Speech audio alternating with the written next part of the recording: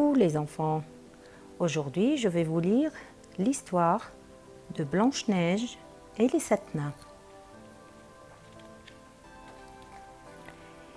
Il était une fois une jeune et jolie princesse qui avait la peau blanche comme la neige et les cheveux noirs comme l'ébène.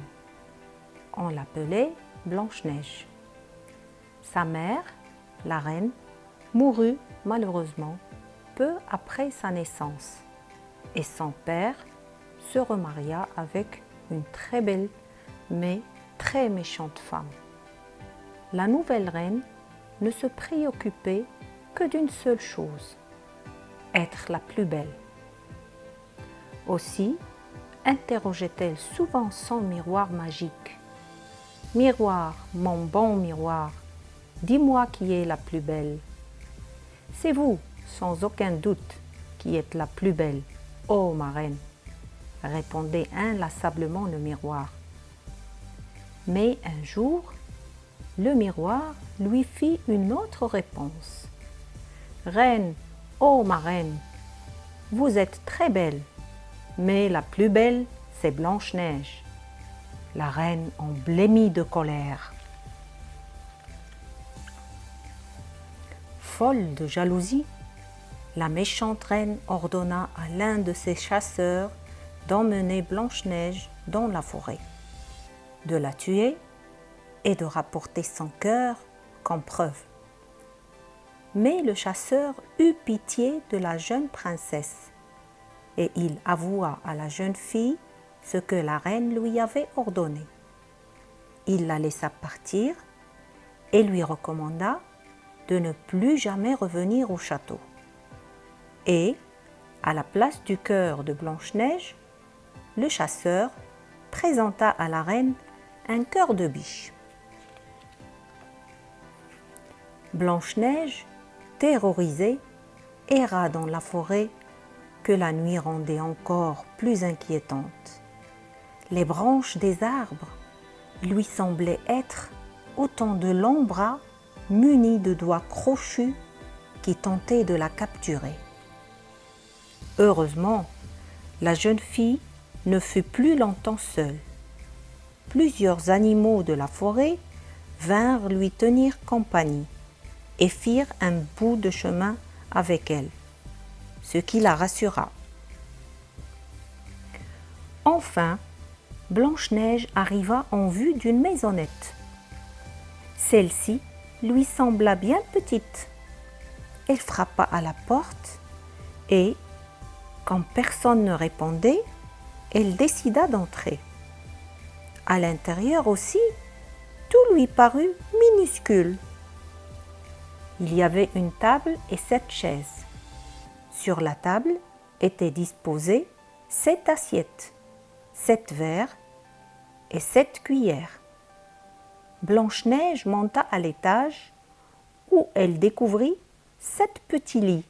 « C'est drôle, » se dit-elle, « tout semble aller par 7 dans cette maison. » Épuisée, elle s'endormit sur un des petits lits. Cette petite maison était habitée par des nains. 7 nains chercheurs d'or. Lorsqu'ils rentrèrent de la mine, ils s'aperçurent tout de suite que quelqu'un avait pénétré chez eux. Ils montèrent dans la chambre et virent Blanche-Neige endormie. « Mais que peut bien faire ici cette jeune fille ?» se dirent-ils. Ils n'eurent toutefois pas le cœur de la réveiller et redescendirent sur la pointe des pieds. Le lendemain, au réveil, Blanche-Neige leur raconta son histoire. Les nains lui conseillèrent de rester chez eux afin qu'elle soit en sécurité. « Elle n'aura qu'à faire le ménage et la cuisine pendant que nous serons à la mine, » dit l'un d'eux. Blanche-Neige accepta avec joie et commença à balayer le sol. Tout en s'activant, elle s'amusa à trouver un nom à chacun de ses nouveaux amis. Il y a Prof, à cause de ses lunettes, Atchoum, qui éternue tout le temps, grincheux, toujours de mauvaise humeur, timide, qui rougit sans arrêt, joyeux, qui rit sans cesse, dormeur, l'air toujours somnolent, et enfin, Simplet, le petit maladroit de tous. Mais Blanche-Neige n'était pas réellement à l'abri. En effet, la méchante reine interrogea à nouveau son miroir qui lui dit que Blanche-Neige était toujours la plus belle et qu'elle habitait dans la maison des nains, au cœur de la forêt. La reine, furieuse, avala un breuvage magique qui la transforma en une horrible vieille femme. Ensuite, elle remplit un panier de pommes après avoir pris soin d'empoisonner la plus appétissante. La sorcière se rendit alors à la maison des nains. Blanche-Neige, méfiante, ne fit pas entrer la vieille dame, mais ouvrit quand même la fenêtre. Et incapable de reconnaître la reine sous ce déguisement, elle accepta de croquer un morceau de la belle pomme rouge que celle-ci lui tendait. Instantanément, Blanche-Neige tomba inanimée sur le sol. De retour de leur travail, les 7 nains découvrirent Blanche-Neige allongée sur le sol. Ils essayèrent de la ranimer, mais n'y parvinrent pas. Elle semblait plongée dans un profond sommeil dont nul ne pouvait la sortir. Ils se résignèrent alors à la déposer dans un cercueil de verre qu'ils installèrent dans la forêt.